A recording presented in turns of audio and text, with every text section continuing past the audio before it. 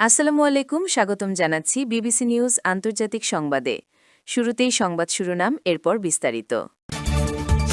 ২৩ বছর পর বিরল অভিজ্ঞতার মুখোমুখি হতে যাচ্ছে বাংলাদেশ। গেলবারের ফাইনালিস্টদের বিদায় করে শেষ ১৬ই সেই বোদো। আজকের খেলা ২৫ ফেব্রুয়ারি ২০২৬। হ্যারির সেঞ্চুরিতে সেমিফাইনালে ইংল্যান্ড, বিদায়ের পথে পাকিস্তান। দর্শক, এতক্ষণ শুনছিলেন সংবাদ শিরোনাম। এখন বিস্তারিত। আপনি যদি ইসরায়েলের ধ্বংস চান এবং মুসলিমদের পাশে থাকেন, তাহলে ভিডিওতে লাইক করে চ্যানেলটি অবশ্যই সাবস্ক্রাইব করে দিবেন এবং আপনার মূল্যবান মতামত অবশ্যই কমেন্টে লিখে জানিয়ে দিবেন। এখন বিস্তারিত। ২৩ বছর পর বিরল অভিজ্ঞতার মুখোমুখি হতে যাচ্ছে বাংলাদেশ। অস্ট্রেলিয়ার মাটিতে টেস্ট খেলছে বাংলাদেশ, এমন দৃশ্য বিরলই বলা চলে। দর্শক সমর্থকদের একটা পুরো প্রজন্ম এমন কিছু কখনো দেখেননি। সেই বিরল অভিজ্ঞতাটাই হতে যাচ্ছে বাংলাদেশের। প্রায় ২ যুগ বা ২৪ বছর পর অস্ট্রেলিয়ার মাটিতে টেস্ট খেলতে চলেছেন নাজমুল হোসেন শান্তরা। ২০২৬ সালের অগাস্টে ২ ম্যাচের টেস্ট সিরিজ খেলবে বাংলাদেশ ও অস্ট্রেলিয়া। সূচি চূড়ান্ত হয়েছে। প্রথম টেস্ট হবে ১৩ থেকে ১৭ August. Venue Marrara Stadium, Darwin. দ্বিতীয় টেস্ট ২২ থেকে ২৬ আগস্ট। ম্যাচ হবে Great Barrier Reef Arena, Mackay. ২০১৭ সালের পর এই দুই দেশের মধ্যে এটি প্রথম টেস্ট সিরিজ। অস্ট্রেলিয়ার মাটিতে এটি হবে দ্বিতীয় সিরিজ। এর আগে তারা ২০০৩ সালে সেখানে খেলেছিল। ২০২০ সালে বাংলাদেশে সিরিজ হওয়ার কথা ছিল। কোভিডের কারণে তা বাতিল হয়। এবার বিশ্ব টেস্ট চ্যাম্পিয়নশিপ চক্রের অংশ হিসেবে অজি মুল্লুকে খেলবে বাংলাদেশ।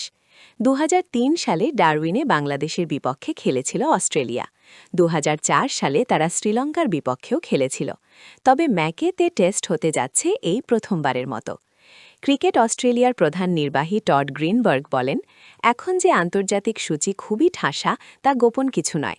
অগাস্ট মাসে খেলা যায় এমন বিশ্বমানের ভেন্যু পাওয়া আমাদের জন্য সৌভাগ্যের।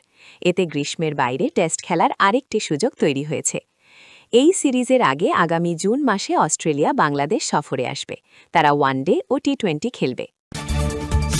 গেলবারের ফাইনালিস্টদের বিদায় করে শেষ ১৬য় সেই বোদোগ্লিম্ট। নরওয়ের ক্লাব বোদোগ্লিম্টের স্বপ্নযাত্রা যেন থামছেই না। সেই যে সপ্তম ম্যাচডে থেকে শুরু হল, তাদের একের পর এক দ্বৈতবধ চলছেই। প্রথমে ম্যানচেস্টার সিটি, এরপর আতলেটিকো মাদ্রিদ, এবার গেলবারের ফাইনালিস্ট ইন্টার মিলানকে ২ লেগেই হারাল নরওয়েজিয়ান এই ক্লাব। সামগ্রিক ফলাফলে ৫-২ গোলে ইন্টারকে হারিয়ে তারা প্রথমবারের মতো চলে গেছে প্রতিযোগিতার শেষ ১৬-এ। স্যান সিরো স্টেডিয়ামটা ইয়েন্স হাউগের জন্য বেশ বিভীষিকার। এই মাঠেই যে এসি মিলানে কত বঞ্চনার মুহূর্ত সয়েছেন তিনি। সেই বিভীষিকা গতরাতে তিনি ফেরালেন, তবে প্রতিপক্ষের জন্য। ম্যাচের প্রথম গোলটা তিনিই করেন, পরে হাকুন এভিয়েনের গোলেও সহায়তা করেন। ইন্টার এই প্রতিযোগিতার ৩ বারের চ্যাম্পিয়ন। তারা বর্তমানে সেরি আ লিগের শীর্ষে আছে, তাই এই নকআউট প্লে অফে তারাই ছিল বড় ফেভারিট। কিন্তু বোদো আগেই দেখিয়েছিল তারা চমক দিতে পারে। গ্রুপ পর্বে তারা ম্যানচেস্টার সিটি ও অ্যাটলেটিকো মাদ্রিদকে হারিয়েছিল। প্রথম লেগে ইন্টারকেও ৩-১ গোলে হারায় তারা। দ্বিতীয় লেগে ইন্টার শুরু থেকেই আক্রমণ চালায়। প্রথমার্ধে তারা একের পর এক শট নেয়, কিন্তু গোলরক্ষক নিকিতা হাইকিন দুর্দান্ত খেলেছেন। তিনি ফেদেরিকো দিমার্কোর বাঁকানো শট ঠেকান, পরে দাভিদে ফ্রাত্তেসির নিশ্চিত গোলও রুখে দেন। ৫৮ মিনিটে আসে স্মরণীয় মুহূর্ত। মানুয়েল আকাঞ্জি বল হারান। ওলে দিদ্রিক ব্লোমবার্গ বল কেড়ে নিয়ে বক্সে ঢোকেন। তার শট ইয়ান সোমার ঠেকান, তবে ফিরতি বলে হাউগে ভলি করে গোল করেন। এই মৌসুমে এটি হাউগের ষষ্ঠ চ্যাম্পিয়ন্স লিগ গোল। একটি আসরে কোনো নরওয়েজিয়ান ক্লাবের হয়ে নরওয়ের খেলোয়াড়ের সর্বোচ্চ গোল এটি। ৭২ মিনিটে বোদো তৃতীয় গোল পায়। হাউগে দারুণ পাস দেন। এভিয়েন বল থামিয়ে জোরালো শটে গোল করেন। ৪ মিনিট পর আলেসান্দ্রো বাস্তনি একটি গোল শোধ দেন। এতে ইন্টার সামান্য আশা পায়, যদিও শেষ পর্যন্ত সে আশাকে আর বাস্তবতায় রূপ দিতে পারেনি ইন্টার। বোদো তাতে দাঁত চেপে রেখে ইতিহাস করে ফেলে। ১৯৮৭-৮৮ মৌসুমে লিলেস্ট্রমের পর প্রথম নরওয়েজিয়ান দল হিসেবে ইউরোপের শীর্ষ ক্লাব প্রতিযোগিতার নকআউট পর্ব পার করল তারা। আজকের খেলা ২৫ ফেব্রুয়ারি ২০২৬ টি-20 বিশ্বকাপের গুরুত্বপূর্ণ ম্যাচে মাঠে নামছে শ্রীলঙ্কা ও নিউজিল্যান্ড। চ্যাম্পিয়ন্স লিগে বাঁচা মরার লড়াইয়ে বেনফিকার মুখোমুখি রিয়াল মাদ্রিদ। ক্রিকেট নারী ওয়ানডে দক্ষিণ আফ্রিকা পাকিস্তান সরাসরি বিকাল 5টা স্টার স্পোর্টস সিলেক্ট 2 টি20 বিশ্বকাপ শ্রীলঙ্কা নিউজিল্যান্ড সরাসরি সন্ধ্যা 7:30 টি স্পোর্টস ও নাগরিক football UEFA champions league Atalanta Dortmund সরাসরি রাত 11:45 সোনি স্পোর্টস 2 পিএসজি মোনাকো সরাসরি রাত 2টা Sony sports 1 Real Madrid Benfica সরাসরি রাত 2টা সোনি স্পোর্টস 2 জুভেন্টাস গালাতাসারাই সরাসরি রাত 2টা সোনি স্পোর্টস 5। হ্যারির সেঞ্চুরিতে সেমিফাইনালে ইংল্যান্ড, বিদায়ের পথে পাকিস্তান। হ্যারি ব্রুকের সেঞ্চুরিতে পাকিস্তানকে হারিয়ে সবার আশে সেমিফাইনালে উঠে গেল ইংল্যান্ড ক্রিকেট দল। টি20 বিশ্বকাপের চলমান 10ম আসরে সুপার 8-এর টানা 2 ম্যাচে শ্রীলঙ্কার পর পাকিস্তানকে হারিয়ে সেমিফাইনালে উঠে গেল ব্রিটিশরা। সুপার 8-এ নিউজিল্যান্ড পাকিস্তান ম্যাচটি বৃষ্টির কারণে পরিত্যক্ত হয়, যে কারণে সেই ম্যাচে 1 পয়েন্টের বেশি পায়নি পাকিস্তান। আজ গুরুত্বপূর্ণ ম্যাচে ইংল্যান্ডের বিপক্ষে 2 উইকেটে হেরে সেমিফাইনালের আগেই বিদায়ের শঙ্কায় পড়ে গেল পাকিস্তান। মঙ্গলবার শ্রীলঙ্কার পাল্লেক্যালে স্টেডিয়ামে টসে জিতে প্রথমে ব্যাট করে 9 উইকেট হারিয়ে 164 রান করে পাকিস্তান। 120 বলে 165 রানের লক্ষ্য তাড়া করতে নেমে ইনিংসের প্রথম বলেই উইকেট হারায় ইংল্যান্ড। শাহিন শাহ আফ্রিদির বলে ক্যাচ তুলে দিয়ে ফেরেন ওপেনার ফিল সল্ট।